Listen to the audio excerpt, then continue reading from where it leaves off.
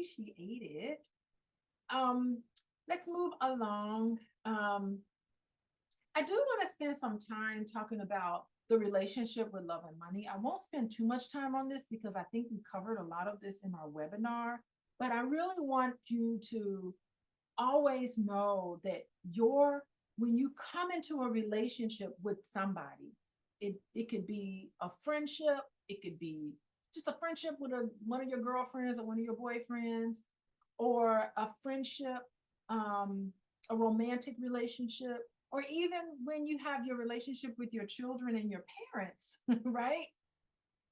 When you look at these things, it's so interesting how emotions and finances are so closely linked, and it influences your decision making and overall contentment. I know that when my uncle passed away, bless his heart, he really wanted to leave the house to his daughter. This is the house that my grandma lived in, and we were all for it. But it all would depended on her ability to be able to take over and pay the taxes because the house was paid off. All she had to do was pay the taxes. And so sometimes that can be contentious in the family. When somebody passes away, big mama or grandpa passes away, sometimes that love and money, the people in your family and the people who you love, it can be very, very contentious. And I've seen people in families not speak to each other because of money. And I think that that's unfortunate. But it really is about communication, making sure that you have clear communication with people in your family, and it also has to do with trust, um, being transparent with with people who regarding money matters, particularly in your family.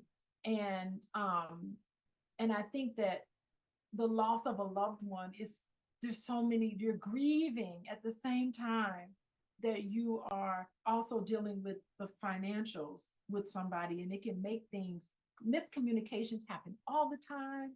People stop speaking to each other, and a lot of the issues really tend to come out. And I think that's something to think about with the relationship with love and money. I also think it all depends on your values. Some people avoid conflict altogether.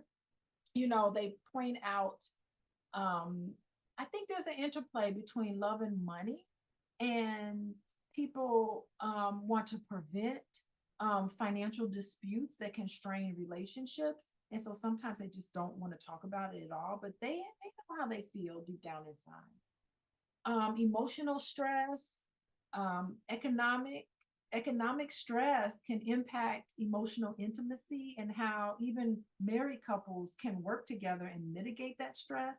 I work with a lot of couples, and if they are stressed out about money, sometimes, a lot of times, it can be a topic of arguing between the two of them. And I try to say, listen, this money issue, the two of you need to be on the same page and tackle this money issue together as a team. Recognize what's not working and be accountable to your part in the problem, because everybody has a part in whatever problem. So anyway, I do think that I think that there's an emphasis on knowledge and understanding of your personal and shared finances when it comes to love and money, particularly in relationships. When you're getting into a relationship with somebody and you're thinking about it, you do need to have appropriate conversations about your own personal finances and what you feel comfortable sharing with a potential partner, because I think it can empower couples as well as individuals when you have that knowledge about about your situation, and not be ashamed of it. I think take the shame out of it, and a lot of times just being honest, like, dang, this is what I've been through. I'm more learned.